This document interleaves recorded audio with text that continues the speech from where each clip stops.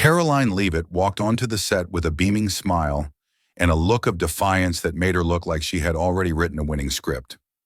But 5 minutes later, she was unrecognizable. When AOC, without shouting, without interrupting, pulled a thin piece of paper from a navy folder and slid it silently across the table. The room fell silent. An internal document, a campaign memo, words never written for public consumption, now appearing live. Karoline screamed, panicked, lost control in front of millions of viewers. She tried to deny it, then screamed again. But it was too late. The truth was on air, and the nation was silent as it was revealed, not with anger, but with an undeniable calm. The story you are about to follow is a work of fiction based on real people and very real emotions. While the video was created to be dramatic, it reflects the experiences, prejudices, and political tactics that millions of people have faced, are facing, and will continue to face. In a world of information, sometimes what moves us is not a shout, but a gentle but undeniable statement. The studio lights burned bright over Manhattan, artificial daylight cutting clean through the chilled air of the broadcast set. 3 cameras stood ready on robotic arms, sweeping the stage with clinical grace. Every corner gleamed, polished concrete floor, chrome trim on the anchor desk, makeup powdered to a perfect matte. Behind the scenes, a silent tension buzzed. Everyone knew this wasn't just another panel. Something about today felt loaded. Karoline Leavitt felt it too, but in her mind, the weight tilted in her favor. She strolled onto the stage like she'd walked onto a pageant runway, flashing a bright, rehearsed smile to the floor manager, then to a junior producer, then to no one in particular. Her navy sheath dress was perfectly pressed, her heels precise, and her voice projected just enough to dominate without seeming aggressive. "Good morning, gentlemen," she said cheerily, even though most of the crew were women. She adjusted her mic like a pro, making sure it framed her jawline. "Let's give America a show, shall we?" A laugh rippled among the staff, half polite, half nervous.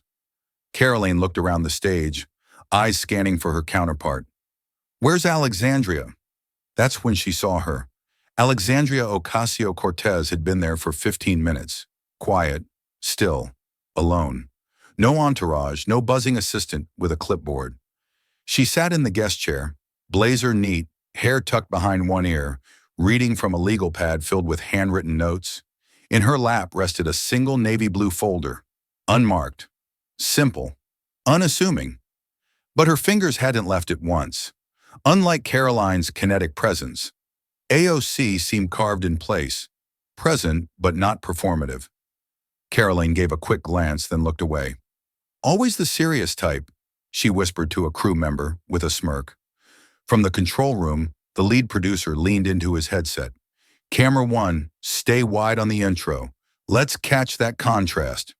He wasn't the only one sensing it. A camera operator muttered under his breath, "I don't know what that folder is, but I'd bet my lunch it's not just notes." Back on stage, Karoline was already warming up for combat. She twirled her pen in her fingers, then pointed it in mock playfulness at a crew member. "I hope someone brought popcorn." AOC looked up briefly, just a flicker of a glance, and then returned to her page. 10 minutes to go. In the green room, a producer rehearsed the intro. "Today we're joined by 2 bold voices at the forefront of American politics." Karoline's makeup artist leaned in. "Do you want a little more highlight?" She waved it off. "Please, I am the highlight." Meanwhile, AOC sat motionless. She wasn't meditating exactly, but there was something centered about her, focused, a kind of quiet that wasn't passive, but coiled, like a spring. Then finally came the countdown. 5 minutes, someone called. Karoline turned toward AOC again, this time with an edge. "You sure you're ready? You've barely said a word." AOC didn't flinch. "That's because I don't waste them." There was no smile, no smirk, just the truth, spoken plainly. 3 producers glanced at each other. One whispered, "This isn't going to go how Karoline thinks it's going to go." At 90 seconds, both guests were mic'd. AOC tapped the top of hers lightly. "Good?" "Perfect," the sound tech nodded. She nodded back. more to herself than to him. Then came the voice from the control room. 30 seconds to live. The air seemed to freeze. Karoline straightened her posture, curled her hair behind one shoulder, and flashed a winning smile at the main camera, already anticipating the pull quote that would go viral. She'd even practiced it in the mirror. Strong but feminine, spicy but measured. AOC, by contrast, closed her legal pad. Then she set it aside. Both hands returned to the Navy folder on her lap. She didn't open it. She didn't need to. She'd memorized what was inside. All she did was rest her fingertips on the cover, as if to remind herself. Not yet. 10 seconds, Karoline whispered to the moderator with faux charm. I hope you're ready. I'm bringing heat today. The moderator nodded, eyes darting to AOC, then to the control booth. We'll keep it fair. 5, 4, 3. Karoline leaned in. AOC looked straight ahead. 2, 1. We're live. The red light came on. The theme music faded under the moderator's voice. Good morning, America. Today on Frontline Voices, we're joined by two powerhouses of modern politics. He turned to Karoline. She offered a polished nod, lips pursed in a half-smile.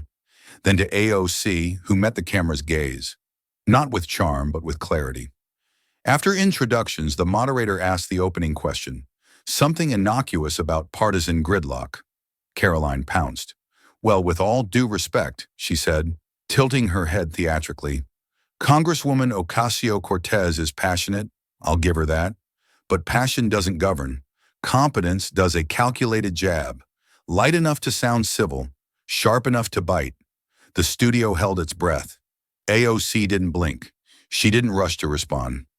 Instead, she leaned back slightly, one hand still resting on the folder. She looked not at Karoline, but through her. Then finally calmly, I think the real question isn't how loud we sound, but why some people are so desperate to paint us that way. And just like that, the balance in the room shifted, subtly, unmistakably. The folder hadn't been opened, but something else had, and nobody watching was ready. The silence after Karoline's jab was unnerving, just long enough to register, just short enough to be excused as tension. The studio lights seemed to hum louder. Even the moderator hesitated, unsure whether to follow up or let the air settle. But AOC didn't flinch. She didn't adjust her mic, clear her throat, or even shift in her seat. She looked calmly at Karoline, eyes steady, and replied in a voice so level it almost unnerved the room more than if she had raised it. Before I answer, she said, let's talk about why some people want me to look unhinged. The words didn't explode. They didn't sting, but they landed. The kind of statement that doesn't scream to be heard, but echoes because it doesn't need to. Karoline blinked once.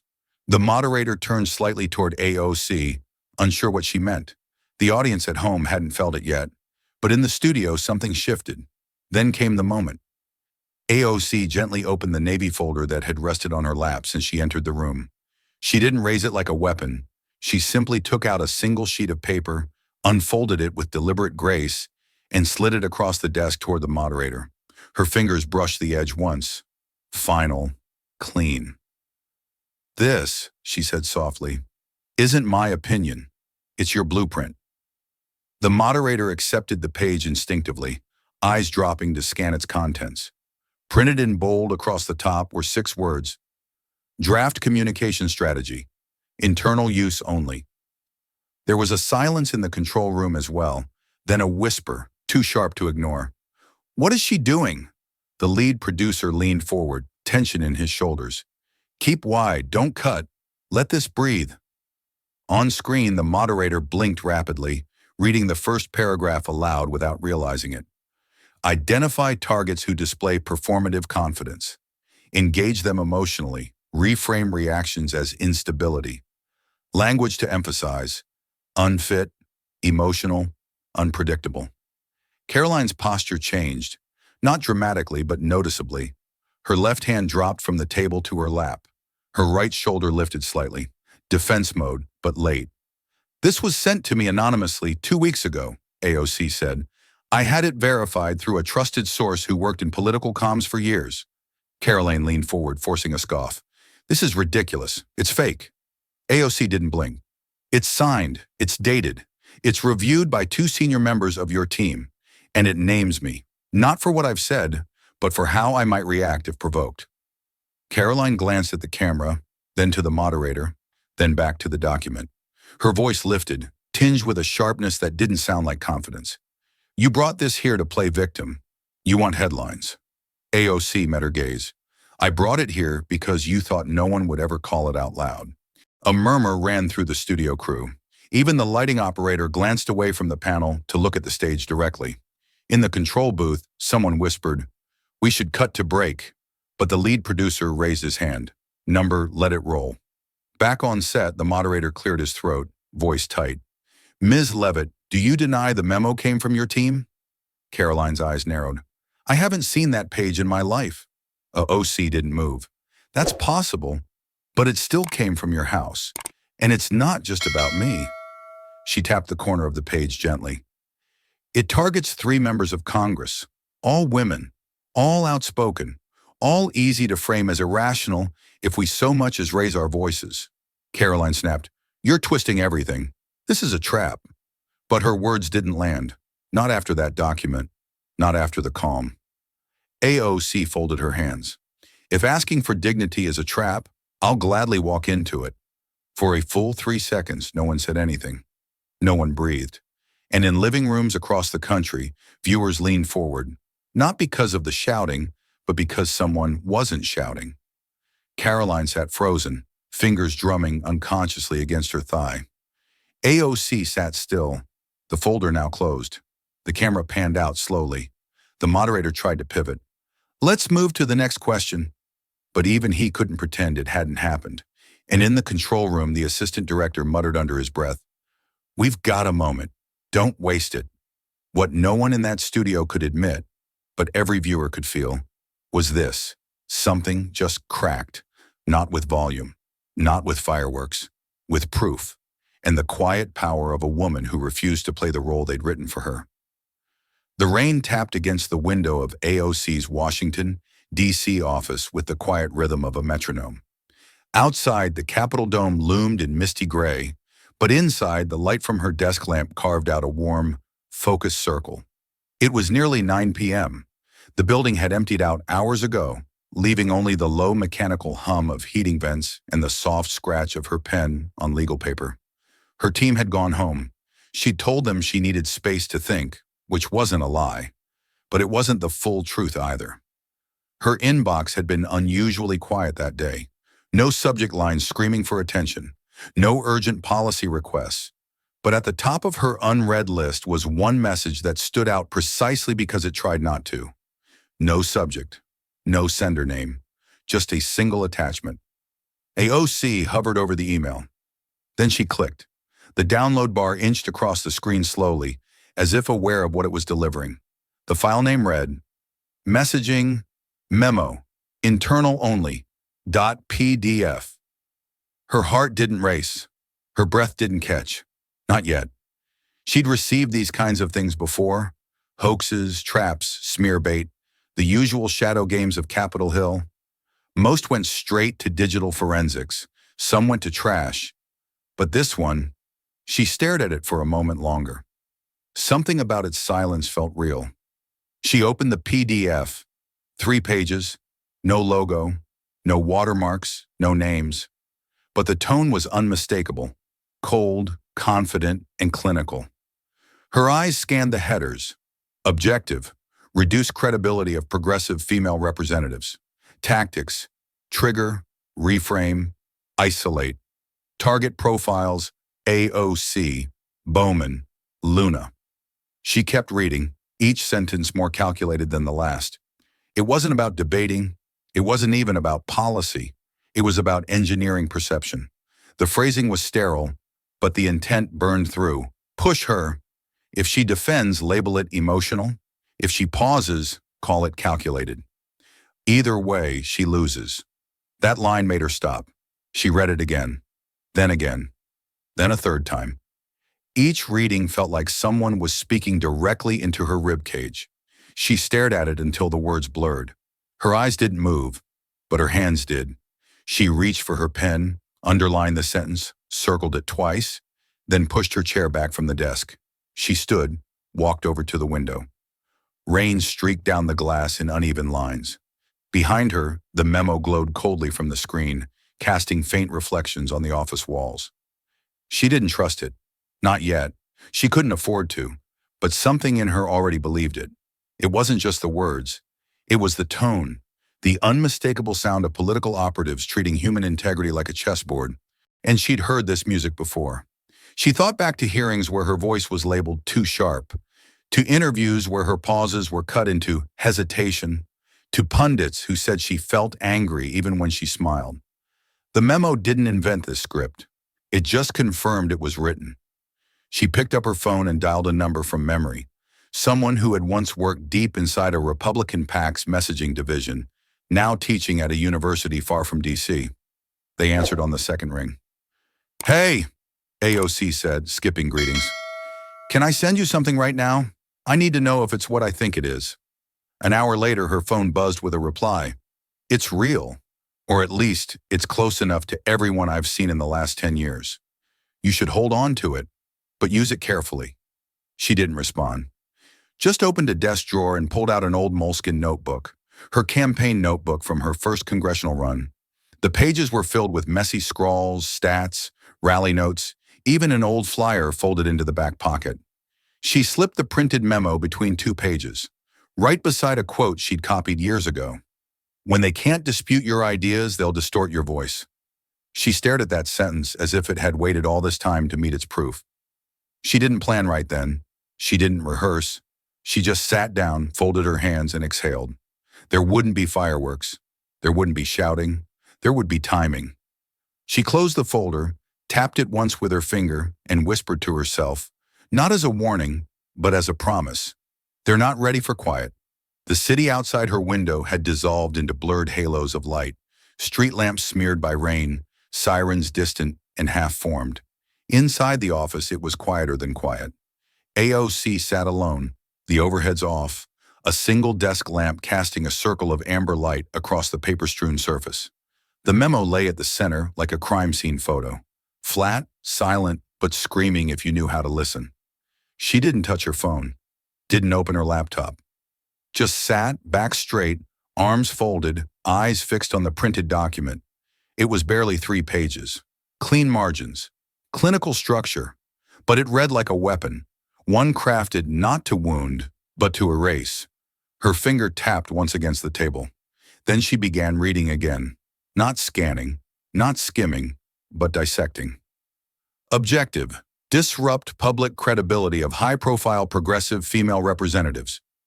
Approach: psychological reframing through targeted media messaging.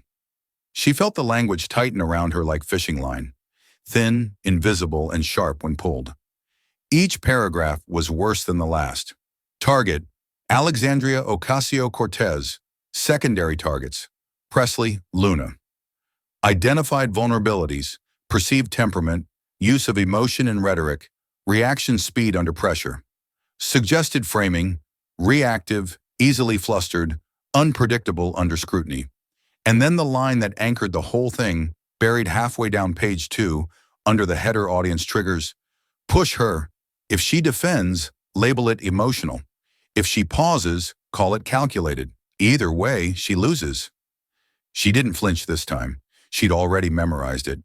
It had replayed in her mind like a ticking metronome for 48 hours straight. But reading it again, alone at night under that warm yellow light, somehow made it colder. Colder because of how casual it was. Because of how many people had probably read it before her and never questioned its purpose. She leaned back in her chair, arms crossed tight against her chest, trying to quiet the slow build of something old. Not anger, not fear, recognition. Because this wasn't new. It was just new in writing. It was the smirk across a debate stage when she'd raised her voice. The editorial describing her as fiery after a calm explanation. The panelist who said she was too performative when she cited housing policy stats from memory. It was all the things never said in direct sentences, but always felt, always whispered, always logged and filed under too much. Now it had a name. Now it had a memo.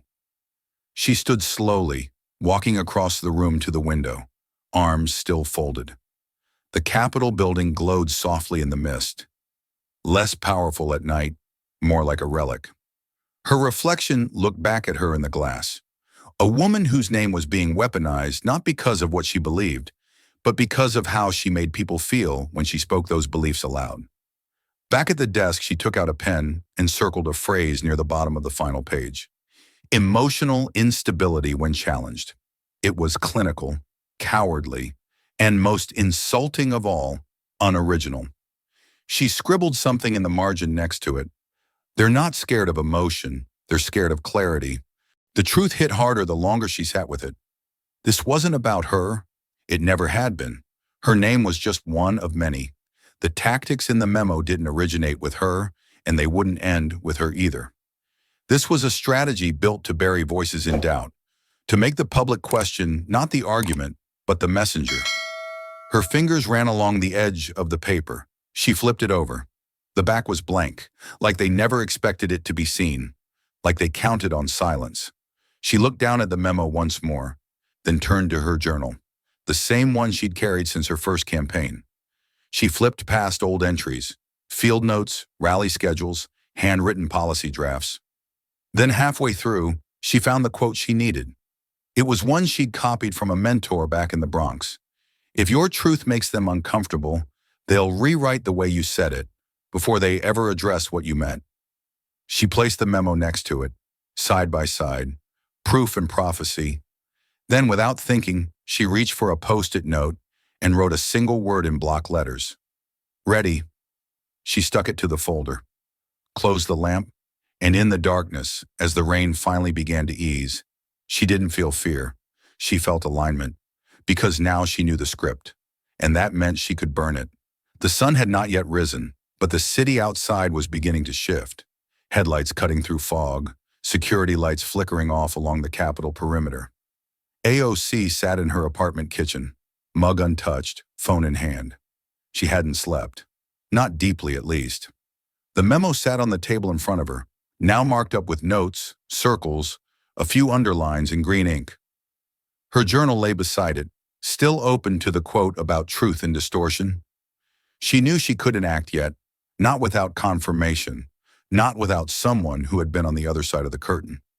Someone who had written memos like this, or had at least delivered them to people who had. She scrolled past her regular contacts and opened a separate app, one she rarely used. It held numbers she didn't want in her main phone book. She tapped on a name, Ben Keller. They hadn't spoken in months, maybe longer.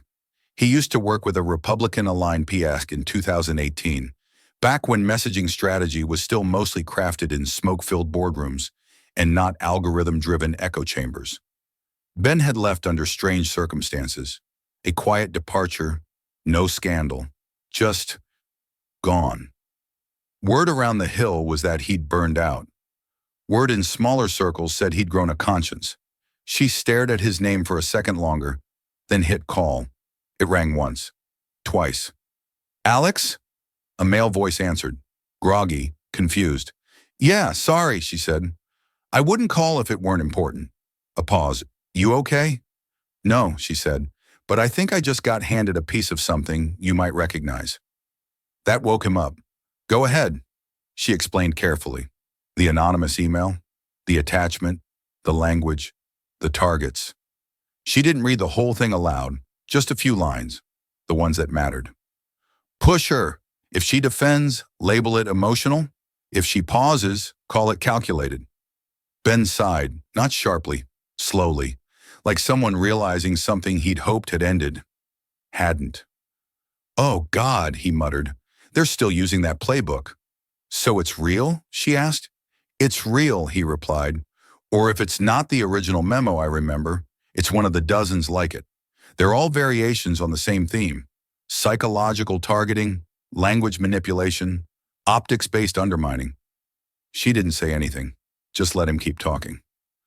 We had files like that in every PAC war room I worked in, especially once you and others started breaking the media frame. You scared the strategists, Alex, not because of what you said, but because you didn't fit the old archetypes.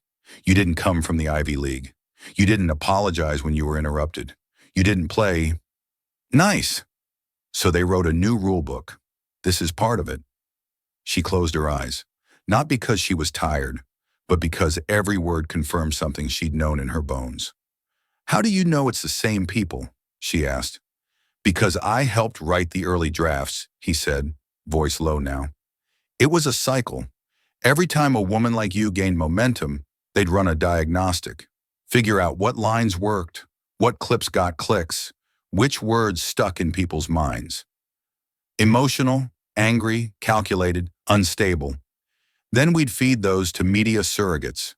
It's not always a conspiracy, but it is coordinated, very intentionally. Is this just about me? No, Ben said. You're just the clearest threat, but they're building frameworks.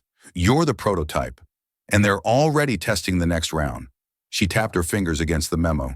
And no one ever said anything? They all think it's just strategy, he said, but it's something else.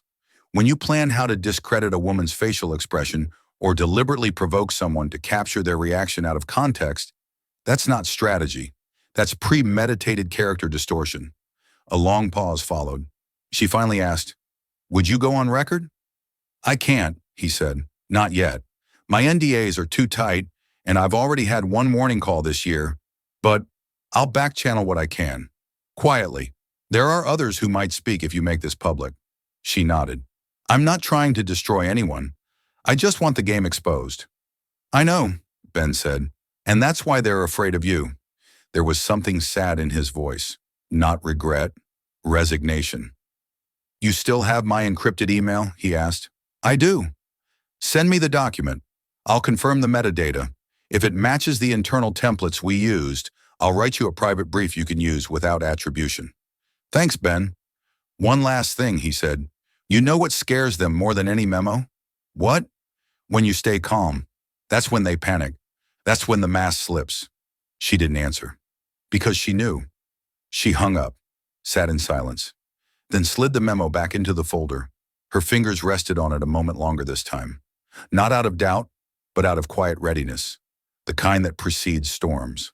The morning sun hadn't yet broken through the gray DC skyline when AOC stepped into her private office, still in her running jacket. Damp hair pinned back in a loose twist. She didn't greet the front staff. She didn't stop for coffee. She walked straight in, dropped her bag by the couch, and turned on the desk lamp, even though the overhead fluorescence flickered to life automatically.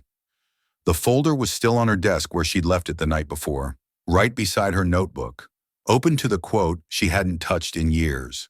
"Don't raise your voice, raise your argument." She stared at the line for a long, unbroken moment.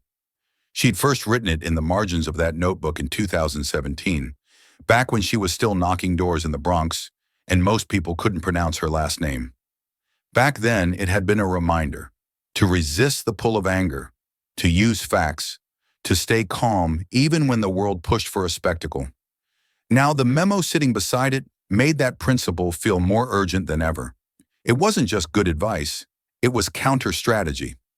She reached for the printer. Simple. Black and white. No headers, no footers, no seal of authenticity.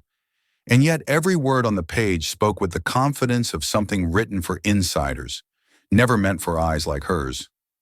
As the pages slid out, warm from the machine, she didn't hesitate. She took only one copy, folded it once, clean, deliberate, and slid it between the center pages of her notebook, beside the quote. Then she sat back. It wasn't rage that filled her, not even resolve. It was clarity. They didn't want a debate. They wanted a reaction. They didn't want to argue with her policies. They wanted to hijack her presence, dismiss her before she spoke, mock her delivery before they considered her substance. The memo wasn't about facts. It was about framing, about disqualification by tone. She opened her journal again, flipping back a few pages, old notes from the last hearing, a scrawled list of talking points that hadn't aged well, and one small line she'd once written in the corner of a page during a restless night. "Don't let them define the frame, redefine the room." Now it made sense. She didn't need to come into the panel shouting. She didn't need to fight fire with fire. She needed to do something quieter, sharper. So she wrote out a sentence, longhand, slowly, as if sketching blueprints for a move that hadn't existed until now. If Karoline wants a show, let her know we rewrite the script. She underlined rewrite, because that's what this was. A rewrite, not of the debate, but of the rules they'd tried to impose on her. The idea that if she stood firm, she was angry. If she paused, she was rehearsed. If she responded, she was unstable. The way out wasn't to play along or fight louder. It was to step outside the frame entirely. She leaned back in her chair, staring at the ceiling. She could already see how it might unfold. Karoline would come in loud, quick, brimming with studio-trained confidence. She'd interrupt, dominate, bait, and everyone would wait for AOC to snap, because that's the moment the producers wanted. That was the clickbait payoff. But not this time. This time, AOC would let her talk. Let her burn through every pre-written jab. Then when the room felt like it belonged to someone else, she would take it back with one sentence. Not by shouting over it, but by revealing the script itself. The only thing more powerful than playing their game well was showing the game in action. She wouldn't argue with Karoline. She would let Karoline reveal herself, then place the memo quietly on the table. An act so calm, so deliberate, that the noise would die on its own. She imagined the moment, the paper sliding across the desk, the flash of confusion, the loss of control in Karoline's face, and then clarity, for the room, for the viewers, for the millions who had felt that same distortion without ever seeing it in print. She stood, closed the notebook, and slipped it into her bag. As she did, she glanced once more at the memo's folded edge peeking out. Not for reassurance, but as a quiet nod to the work ahead. She wouldn't leak it, wouldn't grandstand, she would wait. And when the lights came on and the cameras rolled, she wouldn't raise her voice. She would raise the mirror. The green room was humming, not loud but electric in the way that small spaces become when too many people are trying to impress one another in too little time. Producers were adjusting final lighting specs. A makeup artist powdered a host's forehead while nodding, half listening to a story she'd already heard twice. An assistant ran across the hall to fetch a backup mic. A stylist carried a blazer on a velvet hanger like it was a flag at half-mast. In the corner, coffee hissed from a silver thermos someone labeled media fuel. Karoline Leavitt stood in the middle of it all, like she owned the oxygen. She didn't raise her voice. She didn't have to. Every eye was already on her. Her posture was immaculate, one hand resting casually on the arm of the sofa, the other holding her phone at a precise, flattering angle as she scrolled. She laughed just a little too loud at a joke made by her media advisor, then adjusted her earring with the kind of confidence only someone deeply rehearsed can pull off. "This is going to be good for us," she said to no one in particular. "Just make sure the Chiron doesn't cut off the word former. I worked for that title." A young intern nodded, scribbling something that didn't matter. Her campaign consultant leaned in. "Reminder, go fast, speak in bullets, 3 words per thought. Make her look slow without being obvious." Karoline grinned. Please, she'll do that herself. Then the energy shifted. It wasn't dramatic. No doors flew open. No dramatic hush. But something in the air changed like a barometer drop before a storm. One of the lighting techs glanced toward the hallway. A producer looked up from his clipboard. Footsteps, measured, unhurried, echoed from the corridor. And then Alexandria Ocasio-Cortez entered the room. She walked in with a presence that was somehow louder than noise. No smile, no frown, no entourage trailing behind. Just a woman in a tailored navy blazer, hair pinned back, black folder in hand. She offered a quiet nod to the producer nearest the door, then took a seat at the far end of the room, beside a small table where a half-empty water bottle sat abandoned. She didn't speak. She didn't need to. A few heads turned. Some quickly turned back. Karoline spotted her instantly, and for a fleeting second, her face stiffened. Then she recovered, smiling as if nothing had changed. "Alexandria," she said sweetly, "you made it. I was wondering if you were planning to show up without prep." Again. AOC didn't respond. She simply placed the folder on her lap, opened her notebook, and began writing in it. The pen moved slowly, deliberately, like a surgeon marking where to cut. Karoline waited. No reply, just silence, thick and unshakable. A production assistant, no older than 23, leaned toward a segment coordinator and whispered, "Is she always this quiet?" The coordinator gave a tight nod. "Yes, that's when it's most dangerous." Karoline cleared her throat. The energy she once commanded was now diffused, drawn toward the woman who hadn't even lifted her head. It was like watching a room recalibrate itself without permission. In the control booth, a senior director watched the live green room feed and muttered, "She's centered. The other one's circling." Karoline checked her watch, then her hair, then her phone again. "Are we almost up?" 10 minutes, someone called. AOC didn't flinch. Karoline leaned toward her media advisor and whispered, "We're going to steamroll her." She can't hold eye contact when pushed. Her advisor didn't respond right away. Then finally, "Just don't force it." Let her try to look calm. The voters read blankness as cold. Across the room, AOC turned one page in her notebook. Her pen paused over something already written. She tapped the folder once with 2 fingers, as if confirming that it was still there. That it, not her voice, not her volume, would speak loudest when the moment came. The door cracked open and a runner popped in. "We'll mic you up in 2. Karoline stood, adjusted her blazer, rolled her shoulders like an athlete stretching before a press conference. "Let's give the country a contrast they'll remember." AOC rose without a word. Her movements were fluid, economical, quiet. She didn't straighten her posture, because it had never bent. She didn't fix her hair, because it hadn't moved.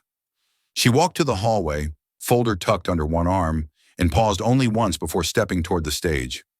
One of the younger techs caught the moment and whispered to a camera operator, "I don't know what's about to happen, but I think we'll be talking about it for a long time."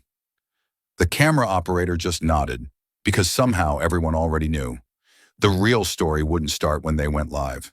It had started in this room, when one woman filled the air by saying nothing, and the other tried to drown that silence before it swallowed her whole. The hallway outside the studio was colder than expected, not from temperature, but from the weight of air in waiting. Every footstep echoed a little louder on the polished concrete. A staffer jogged past, holding a bundle of backup cue cards. A lighting tech whispered into a headset, confirming final cues. Someone dropped a pen and cursed under their breath. Behind all of it, a soft female voice repeated countdowns to air. 7 minutes, 6:45. AOC stood just beyond the black curtain, adjusting her blazer with small, efficient movements. She wasn't fidgeting. She was anchoring. Every movement was intentional, like a pianist flexing fingers before sitting at the keys. Her left hand remained close to the navy folder under her arm, thumb gently pressed into the fabric. A stage manager with a clipboard approached. Early 30s. Calm but slightly rushed, the way most live producers learn to be. "Congresswoman, just confirming mic levels and seating, same as rehearsal." AOC nodded. "Fine by me." As the manager turned to leave, AOC added quietly, not confrontational but clearly, "One thing, during the segment, I'll hand the host a document. Nothing inflammatory, just clarifying." The manager paused mid-step, then turned back to her, brows slightly raised. "Clarifying?" "Yes," AOC said evenly. "It's relevant to the discussion. Won't disrupt your structure.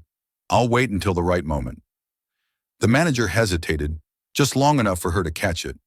"We generally prefer no surprises live," he offered, cautious but not confrontational. "It's not a surprise," she replied. "It's the part no one expects, but everyone needs." He studied her face. There was no aggression there, no angle he could detect, just certainty. "All right," he said, shifting weight to one foot. "Just don't toss it or make it dramatic. Hand it clean." "I always do." She smiled politely. He nodded and walked off, scribbling something into his notes. From the control booth upstairs, a producer watching through the overhead cam feed noticed the brief exchange and leaned closer to his headset. "Flag the host. She's holding something." Backstage, Karoline Leavitt paced in slow circles, voice low but animated as she rehearsed key lines with her consultant. Every few seconds, she glanced toward AOC as if trying to size up a silhouette that refused to sharpen. AOC didn't return the glance. She stood still, focused only on her lapel mic. She unclipped it from her jacket with quiet ease, examined the battery light, then reclipped it with precise motion, centered, stable, unshaken. A sound technician gave her a thumbs up. She nodded back. A small confirmation exchange between two people who understood how to prepare without noise. A minute later, the segment producer entered holding a headset and whispered to Karoline's side, "We'll bring you out first. AOC follows. You'll have the first line if the moderator opens with policy." Karoline's eyes gleamed. "Let's go. I'm ready to lead this." From a few feet away, AOC heard it. She didn't react. She didn't need to. Instead, she opened her notebook again and reread a single line she had written 2 nights earlier. "You don't have to dominate a room to own it." She underlined it again, once, softly, then closed the notebook, slid it behind the folder, and stood. The stage assistant reappeared. "On your marks, ladies. 30 seconds to walk in, 90 to live." Karoline did one final hair check in the side mirror. AOC checked the button of her blazer, then rested her palm lightly on the folder, feeling the crease of the paper through the fabric. The document was still there, still folded the way she'd placed it, still clean, still quiet. She didn't need to rehearse what she was going to say. She wasn't going to perform. That was the point. From the other side of the curtain, the familiar theme music played. Light drums, subtle horns, the artificial fanfare of televised neutrality. The studio door opened. Karoline walked first, head high, smile wide, body language pulsing with practiced ease. AOC followed, 2 steps behind. Not slower, not hesitant, just paced. She didn't wave, didn't flash teeth. She walked to her chair, set the folder down gently on the desk, adjusted her seat, then looked up into the camera, not searching for approval, not for effect, just presence. From the control room, the director stared at her on monitor 3. "Her mic's clean," a tech said. "Yeah," the director replied, "but something's coming. I can feel it."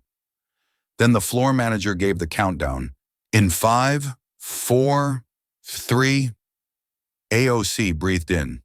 The folder waited, and the country, unknowingly, was about to see what happens when someone rewrites the rules without raising their voice. The camera light burned red. The theme music faded into a smooth instrumental bed. America was watching. The moderator smiled into the lens, his tone polished and steady. "This morning, we're joined by 2 prominent voices from opposite ends of the political spectrum. Former White House press staffer Karoline Leavitt and Congresswoman Alexandria Ocasio-Cortez of New York. Ladies, thank you for being here." Karoline leaned forward first, her smile already camera-ready. "Always a pleasure. These conversations are important, especially when they are grounded in facts, not feelings." AOC offered a courteous nod but didn't speak. She simply rested her palms on the desk, her left hand gently touching the edge of the navy folder. The moderator dove into the first question. "Let's begin with the economy, inflation, interest rates, and the question on everyone's mind, what's the path forward?" Karoline was already talking before the sentence ended. "Look, the facts are simple. Under this administration, families are paying more for groceries, gas, rent, you name it. And instead of accountability, we've seen distraction. We've seen finger pointing. What we need is leadership grounded in results, not rhetoric." Her cadence was quick, practiced. Each line clipped like it was made for a soundbite. Every third sentence ended with a definitive phrase. "That's the reality. Ask any American. It's not complicated." She didn't pause. She didn't stutter. Her confidence wasn't just visible. It was curated. The moderator turned to AOC. "Congresswoman, your thoughts?" AOC smiled softly, but didn't speak right away. She inhaled once, let the air settle. "I agree that American families are struggling," she began. "But the root of that struggle isn't about noise. It's about structural neglect. It's not new. It's systemic. And when we treat people's real lives like political metrics, we miss the deeper cost." She didn't raise her voice. She didn't rush to fill the silence. Karoline cut in. "With all due respect, Congresswoman, You've had years to fix those systems. What we've seen instead is a lot of viral clips and very little actual legislation. The moderator interjected, "Let's allow a response." But AOC shook her head lightly. "No need. I'd rather speak to the substance than the spin." She turned toward the camera, not confrontationally but deliberately. "We can talk about numbers. We can debate outcomes. But if we're going to have a real conversation, we also have to address how we talk. Who gets to set the tone? And why certain voices get dismissed before they finish their first sentence?" The moderator looked intrigued. "Are you referring to broader political culture or something more specific?" AOC glanced at him, then at Karoline. Then she reached for the folder. "Actually, both." She opened the folder slowly, not for drama, but with intent, and slid a single page across the table to the moderator. "This," she said, "is a memo. It was sent to me anonymously.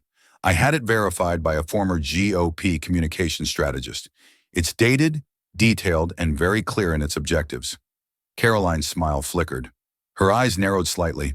The moderator looked down at the paper, his brows furrowed. AOC continued, "This memo outlines a media strategy used by political teams to discredit progressive women in Congress. It doesn't focus on our policies. It focuses on our posture, our reactions. It describes how to bait us, how to provoke a specific tone or expression, and then use that to frame us as unstable." Karoline interrupted, voice sharp now. "This is nonsense. That could have come from anywhere." AOC didn't flinch. "It came from your side, and it names people like me." The moderator looked at the document again. "It lists several representatives, including you." "It does," AOC confirmed. "And it says, verbatim, push her. If she defends, label it emotional. If she pauses, call it calculated. Either way, she loses." The studio fell into an uncanny stillness. Karoline leaned forward, agitated. "You brought a prop to make yourself look victimized. That's what this is." "No," AOC said. "I brought proof. Because too often the script is written long before we walk in the room. And when we react, we're told we're too much. When we stay calm, we're called cold. But now you can see the playbook." She folded her hands, the document still resting in front of the moderator. "I didn't come here to shout," she said. "I came here to show." The moderator cleared his throat, visibly unsettled. "Karoline, do you want to respond?" Karoline started to speak, but hesitated, just for a second. But it was long enough. Long enough for viewers across the country to register what had shifted. The woman they'd expected to explode had remained still, and the silence suddenly said everything. Karoline didn't just respond, she exploded.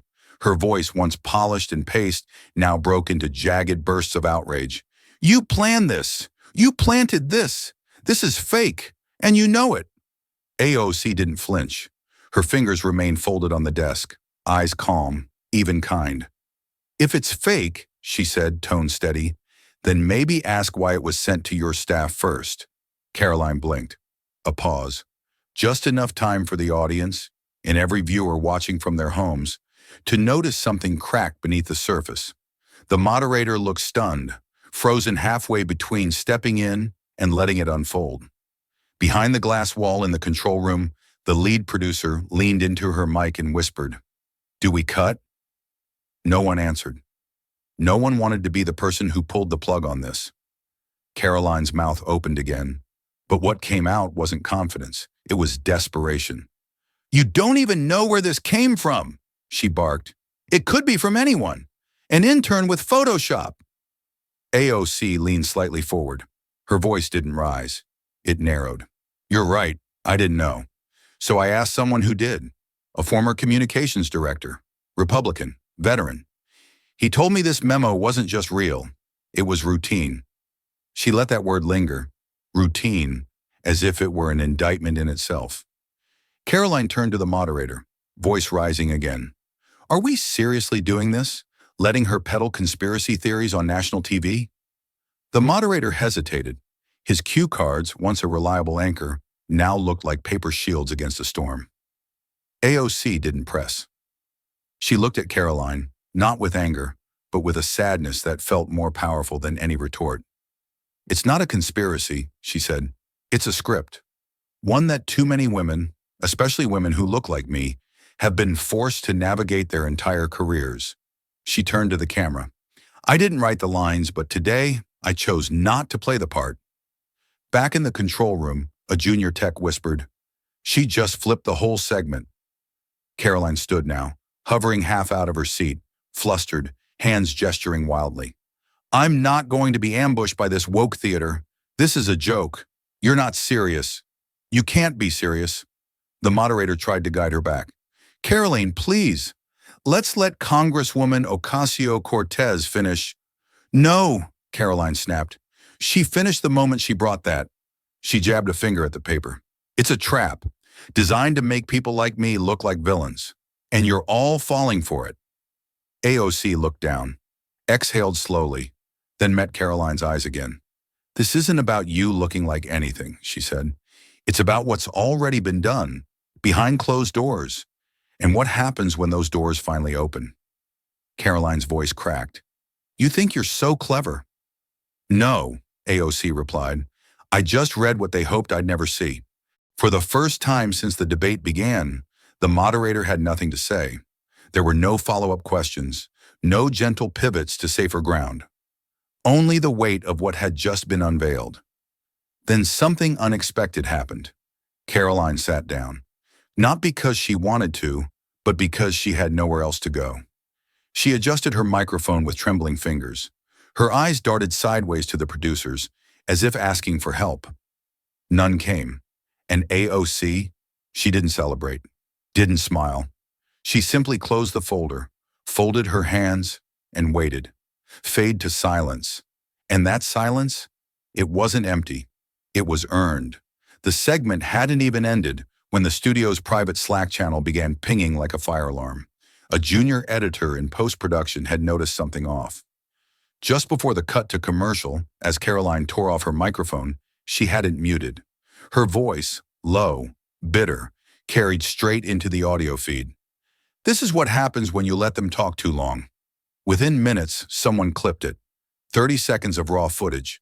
No graphics, no filters, just the sound of exasperation and something uglier behind it. By the time it was leaked, by someone anonymous, probably inside the editing bay, it was already too late to spin it. The clip hit Twitter at 7:14 p.m. By 7:31, it had over 200,000 views. By 9 a.m., every major news outlet had run with it. By midnight, the hashtags had crystallized: number, let them talk, mix still on, memo politics. TikTok was worse, faster, ruthless. One user stitched Karoline's hot mic moment with old footage of women of color being interrupted on debate stages, at town halls, even in courtrooms. The parallel wasn't subtle, it was systemic. In Arkansas, a high school civics teacher paused the video mid-sentence. "Class," he asked, "what do you hear in her tone?" Silence. Then a student replied, "She's not mad about the document. She's mad the wrong person got to speak." Elsewhere, a retired military colonel, once a vocal critic of AOC, posted on Facebook, "I didn't agree with her policies, but tonight I saw something different. She didn't raise her voice. She raised the floor." Cable panels lit up across the spectrum. Some hosts tried to redirect the fury toward the leak itself, calling it unethical or selectively edited. But even they couldn't deny the shift in public tone. It wasn't just about Karoline anymore. It was about the script and how many had followed it. In a Brooklyn diner, a woman in her 70s turned to the TV and muttered, "That girl just said what needed saying. Calm, clean, clear." By dawn, congressional staffers across party lines were quietly downloading the memo from public forums. It was now viral, archived, unerasable. Karoline's team went silent for hours, then issued a 3-line statement. Ms. Leavitt regrets that her private remarks were aired without consent. She stands by her commitment to open dialogue and free expression. The response fell flat. Commentators mocked the irony. "Free expression?" One tweet read. "You just tried to cut someone off for using theirs." And AOC? She posted nothing. No retweet, no clip, no comment. Only one sentence pinned at the top of her profile. "Sometimes the most dangerous voice in the room is the one they didn't expect to stay calm." The country didn't just watch. It responded. Not in coordinated campaigns, but in a million quiet nods of recognition. This moment wasn't about one debate anymore. It was about all the times the mic had been handed to someone else, and the woman holding the folder was asked to wait. But this time she didn't. And America? It was still listening. The clip didn't just go viral, it metastasized. By morning, it had spawned hundreds of TikToks dissecting every glance, every syllable, every breath AOC took in the final minutes of that broadcast. Her silence, her composure, the slow closing of the folder, each frame became symbolic, a masterclass in restraint turned resistance.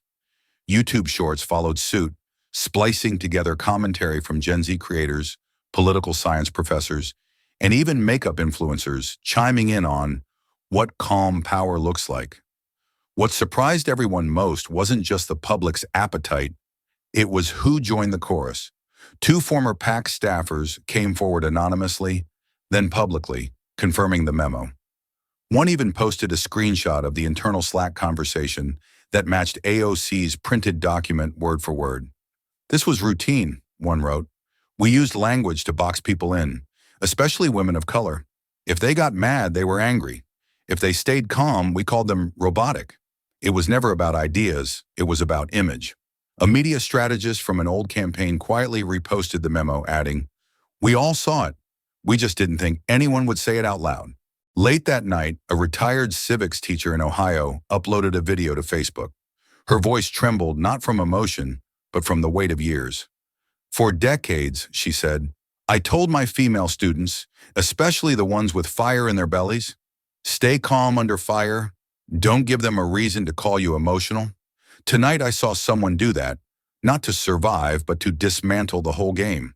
Her video reached 500,000 views overnight. CNN ran a primetime segment titled The New Rules of the Mic. Fox News aired a roundtable questioning the authenticity of the document, but couldn't deny its language. And through it all, AOC said little. A single quote appeared in the Atlantic Profile the following week. We weren't waiting for a mic drop. We were waiting to stop needing one. Even high school debate leagues began using the clip in training sessions. One national competition themed their final round, When Composure Becomes a Weapon. Karoline, for her part, canceled her next 3 scheduled media appearances. Her spokesperson cited security concerns and online harassment. But inside those digital spaces, the energy wasn't rage, it was relief. Relief that someone had read the lines and chosen to burn the script. The clip kept spreading, not because it was loud, but because it was undeniable. AOC hadn't slammed the table. She hadn't called names. She hadn't stormed out. She stayed, and she spoke, and that made all the difference. The clip won't die, because some truths echo louder when they're spoken without fear. And this one was heard in every room that ever tried to silence someone like her. The journalist found her in a quiet cafe near the edge of Toledo, Ohio, unassuming, brown-haired, hoodie pulled up despite the warmth outside. Lucia Torres looked younger than 25, but her eyes carried something that doesn't come with age. It comes with conscience. The reporter, a local veteran named Reggie Hammond, didn't press immediately. He ordered coffee, made small talk, let her breathe. And then she said it, softly. I didn't want to burn her. I just couldn't watch this keep happening. She slid her phone across the table. On it, more documents, more memos, variations on a theme, but the script was always the same. Target emotional expression, twist it, weaponize it. Reggie leaned forward. Why now? Lucia shrugged, but it wasn't indifference. It was exhaustion. I sat in meetings where they laughed about making AOC stumble, where they planned out sound bites weeks in advance. The idea was, if she stays calm, call her cold. If she pushes back, call her hysterical. Either way, she loses. She wiped a thumb nervously across the paper sleeve of her coffee cup. I used to think that was just politics, but then it started eating at me. What if my niece grows up and wants to run for office? What if someone reads her expression like a threat instead of a thought? Reggie paused his recorder. You sure you want to go on the record? Lucia nodded. If I was going to stay quiet, I wouldn't have emailed the memo in the first place. He resumed recording. The interview ran the next morning in the Blade with the headline, She Didn't Flinch. I couldn't stay silent. The piece spread. Cable news picked it up. Progressive outlets hailed her bravery. Conservative anchors questioned her credibility, but even they struggled to refute the evidence. Lucia didn't care about being a symbol. She didn't want to speak at rallies or trend on Twitter. She just wanted the tactics exposed. And as her interview aired nationally, side by side with the debate clip, a new narrative took root. That this wasn't just about AOC. It was about the playbook and the people who finally stopped playing by it. The frame was simple. AOC's apartment bathed in warm evening light, a bookshelf behind her, a half-drunk cup of tea beside a laptop. No makeup crew, no lighting tricks, just her voice, and a live stream watched by more than 2.3 million people. It wasn't planned, not entirely, but the night after Lucia Torres's interview aired, messages had flooded in, some angry, some grateful. Most asking the same thing. Why didn't you hit back harder? A fan asked it directly during the stream. The comment floated across the bottom of the screen. You had her on the ropes. Why didn't you go for the knockout? AOC smiled gently, not dismissively, just quietly. Because the truth doesn't need glitter, she said. It needs space. She leaned back, hands resting on her knees. The silence after her sentence wasn't awkward. It was necessary. I've learned, she continued, is that sometimes if you swing too hard, people only remember the punch, not what started the fight. And what started this one? It wasn't just one debate. It was a strategy, years old, intentional. She looked straight into the webcam. I didn't want to turn that debate into a shouting match, because if I did, they'd win either way. That memo, they count on us to lose our balance. I wasn't going to give them the footage they wrote. The chat exploded with hearts, claps, and fire emojis. AOC scrolled slowly through the comments, then paused on one from a school teacher in Georgia. My students watched. You taught them control is a form of power. She nodded. That means more than a viral moment, a pause, then a final, almost whispered reflection. Sometimes dignity isn't loud, but it echoes longer. She ended the stream not with a mic drop, but with a thank you, and that somehow echoed even louder. Pam Bondi's voice caught halfway through her sentence. The chamber, moments earlier, a battlefield of rhetoric, now held its breath. The words Jasmine had just spoken still lingered in the air. He had more merit in his silence than you've ever had behind a microphone. For once, Bondi didn't respond with a smirk or a polished line. She stood there, arms at her sides, not defensive, not combative, just still. She scanned the audience. Clara Lewis sat in the second row, the tear streaks on her cheeks visible, but her gaze unwavering. Students in the gallery were no longer observers. They were witnesses, participants. Pam's lips parted. I didn't know, she said quietly. Jasmine looked at her. No triumph, no condescension, just a nod, measured and direct. Now you do, she said. So what will you do next? Bondi didn't answer, but she also didn't sit down. Dean Eli Traynor rose from his chair with a gravity that silenced the room. He was known for staying above the fray, neutral, quiet, methodical. But now even he couldn't pretend that the room hadn't changed. I believe what we saw today wasn't a hearing, he said slowly. It was a reckoning. He turned to Jasmine. Representative Crockett, Mrs. Lewis. I'm announcing the formation of a new bipartisan task force to reevaluate equity in federal education funding. I'd like the two of you to co-chair it. A murmur rippled through the room. Clara's eyes widened. I'm not a policymaker, she said almost apologetically. Dean Traynor smiled. Neither was your son, but his story may rewrite more than any bill ever could. Jasmine looked at Clara, waiting. Clara hesitated, then nodded. Then we do it for him, and for the ones still fighting to be seen. Applause didn't erupt. It built, slow, rising, sure. For once, it wasn't about a headline. It was about momentum. By midweek, the conversation had moved beyond politics. In college classrooms from Berkeley to Boston, students paused mid-lecture to talk about what it meant to be memoed. Professors adjusted syllabi, adding last-minute discussion prompts. What does it mean to weaponize tone?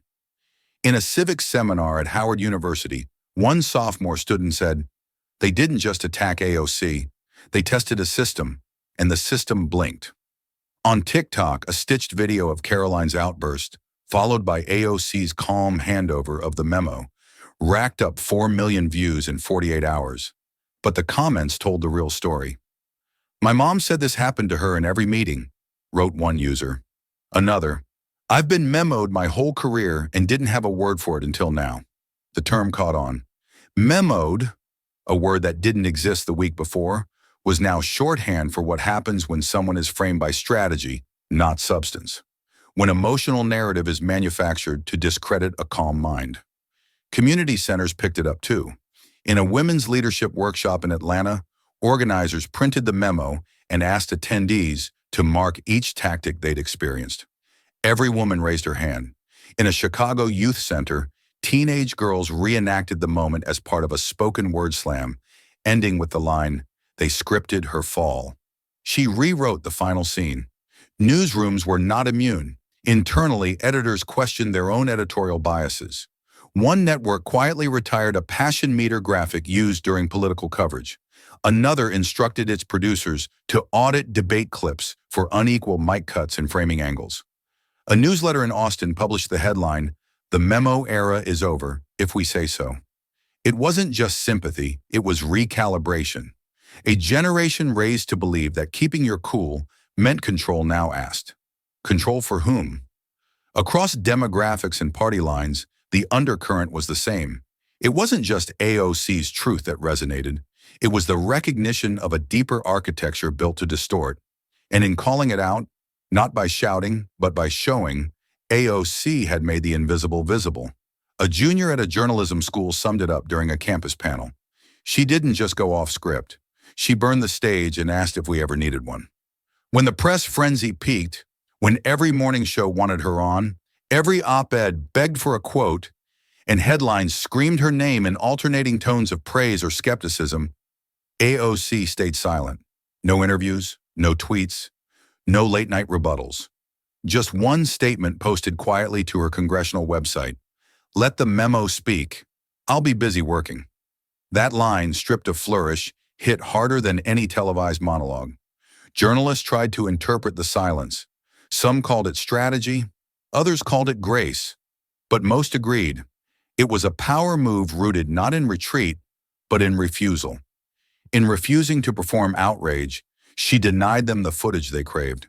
In refusing to extend the drama, she closed the script others tried to stretch for ratings. She didn't disappear, she just redirected. While pundits analyzed every second of the footage, she returned to her district. Town halls resumed. Constituent meetings went on. A surprise visit to a local school in Queens saw her sitting in the back of a civics class, listening to students debate the very clip that had made her a national talking point. "Do you think she planned the moment?" one girl asked. The teacher didn't answer. AOC smiled gently but said nothing. That smile made its way into a photo, snapped by a student and uploaded with the caption, "She listens more than she speaks." The image went viral. Again, because in an era when silence is rare and spectacle constant, her choice not to capitalize on chaos became the story. Late-night comedians tried to fill the gap, offering sketches and sound bites. But they missed what was really happening. The country wasn't waiting for her to speak. They were sitting with what had already been said. Sometimes clarity doesn't need an encore. It just needs space to settle. And AOC, by stepping back, gave the truth room to breathe. It was a gray Saturday morning when the folding chairs began to fill. The Bronx Library's community room wasn't large, but every seat was taken, and not just by regulars. There were nurses on night shifts still in scrubs, teenagers with notebooks, churchgoers in pressed hats, even a local barbershop owner who closed early just to attend. No cameras, no staff photographers. Just a hand-painted sign on the podium, Town Hall, listening session. AOC entered quietly, no entourage, a blue windbreaker over her dress. She didn't take the stage immediately. She moved from row to row, greeting people like neighbors. When she finally stood at the mic, it wasn't to give a speech, it was to open the floor. "This week's been loud," she said, "so I wanted to be here, where people still pause before they speak." The room chuckled softly. Then the questions began. policy, housing, safety, education. She answered each with care, not talking points. But near the end, an elderly woman stood up, slowly, deliberately. She held a cane in one hand and a worn manila envelope in the other. Her voice was soft but steady. "How did you stay calm?" she asked. "When she came for you like that?" "How?" The room fell silent. AOC paused, the kind of pause that doesn't signal uncertainty, but wait. Then she leaned in, both hands on the edge of the podium. "Because I wasn't just speaking for me," she said. "I was speaking for every woman who's ever been told to lower her voice, to sit still, to smile through it. For every time someone said we were too emotional to be trusted, but too cold to be relatable. I stayed calm because that calm had been earned by generations before me, and it needed to survive me." The room didn't erupt. It didn't need to. Heads nodded. A few people wiped their eyes. One young woman mouthed, "Thank you." It wasn't a viral moment. It was a communal one, quiet, real, and more lasting than any headline. It arrived in a plain white envelope, tucked between constituent mail and policy memos. No return address, just a school stamp from Pennsylvania. AOC opened it at the end of a long day, her desk lamp casting soft shadows over the letterhead. Ms. Angela Rowan, 6th grade civics, Benjamin Franklin Middle School. The handwriting was neat, the kind that belonged to someone who still believed clarity was a form of respect. It began simply, "Dear Representative Ocasio-Cortez, today my students watched the clip. Not because I assigned it, but because one of them brought it up during current events. They didn't talk about politics. They didn't argue sides. They just kept asking one thing. Why was Karoline yelling when AOC wasn't?" AOC read that line twice, then a third time. She set the letter down, took a breath, and continued. "I told them, sometimes power panics when truth is quiet, because silence, when it's steady, can't be baited, because calm unnerves those who rely on chaos to win, because the loudest voice doesn't always win the argument, it just fills the room." The teacher went on to describe the class discussion that followed. 11 and 12-year-olds debating what leadership looks like. Not who's right or wrong, but what kind of posture speaks most to courage. One student said, "She didn't flinch. She didn't fight, but I knew she won." By the time AOC reached the bottom of the page, her eyes had softened. The final paragraph was short, but it landed with the quiet strength of a gavel drop. "I've taught for 19 years. I've shown my students clips of protests, speeches, legislation, but I've never seen them reflect this deeply after a debate. You didn't just speak for women. You taught a generation how to stay composed when someone tries to script your silence." AOC folded the letter carefully, no crease out of line. She placed it not with her political files, but between the pages of the same leather-bound journal where she'd tucked the original memo. Sometimes, she thought, history doesn't knock loudly. It slips through the cracks of a classroom door and whispers to those still learning how to listen. The office was quiet now. The late Bronx sun filtered through half-closed blinds, casting golden lines across AOC's desk. The day had ended hours ago, but she hadn't moved.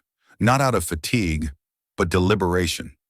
In front of her sat the navy folder, slightly worn at the edges, the same one she'd carried into the studio. Its contents had changed the narrative, but its weight had remained the same. She opened the journal slowly, carefully, like handling a record of something sacred. Inside were tucked pages of scribbled notes, handwritten quotes from trailblazers, and now, pressed flat and silent, the printed memo. She didn't read it again. She didn't need to. Every line had already etched itself into memory. With a strip of aged tape, she affixed it along the inside back cover, beside a clipped headline from weeks earlier. A script exposed. Then she picked up a sticky note and wrote in block letters, steady and small, "Truth doesn't shout, it survives." She placed it above her desk, just beneath a framed photo of her mother's hands holding hers on the day she was sworn in. She leaned back, took a long breath, and for the first time in days smiled. Not because the storm had passed, but because the silence that followed wasn't empty. It was earned. Outside, streetlights hummed, sirens faded, and in the hush of her apartment office, something lingered. Not a speech, not a rebuttal, but a stillness that said everything. Then only one line spoken in voiceover. Sometimes history whispers, but you still hear it. This story reminds us that power doesn't always show itself through volume. It often hides in tactics, in silence, in carefully orchestrated strategy. AOC didn't win by yelling louder. She won by staying centered, by letting the truth reveal itself without spectacle. That kind of strength, measured, principled, unshaken, is what our public conversations desperately need. It challenges us to ask, are we rewarding outrage or courage? Are we listening for noise or for meaning? Because sometimes the quietest person in the room is the one rewriting the rules. Question for you. Have you ever stayed silent, not out of fear, but because your truth didn't need shouting? What did that moment teach you? If this story touched you, don't let it stop here. Like, share, and subscribe to Alexandria Rising Stories, where every voice matters and every story echoes far beyond the screen. This story is a fictionalized and dramatized narrative created for educational, inspirational, and storytelling purposes. While it may be inspired by real public events, people, or societal issues, it includes imagined dialogue, reconstructed scenes, and character interpretations meant to highlight broader themes of justice, dignity, and resilience. Any resemblance to actual events or individuals beyond public knowledge is purely coincidental. We do not intend to defame, mislead, or harm, but to invite reflection and meaningful conversation. Thank you for watching Alexandria Rising Stories. If this story touched you, don't let it stop here. Like, share, and subscribe to Alexandria Rising Stories, where every voice matters and every story echoes far beyond the screen. This story is a fictionalized and dramatized narrative created for educational, inspirational, and storytelling purposes. While it may be inspired by real public events, people, or societal issues, it includes imagined dialogue, reconstructed scenes, and character interpretations meant to highlight broader themes of justice, dignity, and resilience. Any resemblance to actual events or individuals beyond public knowledge is purely coincidental. We do not intend to defame, mislead, or harm, but to invite reflection and meaningful conversation. Thank you for watching Alexandria Rising Stories,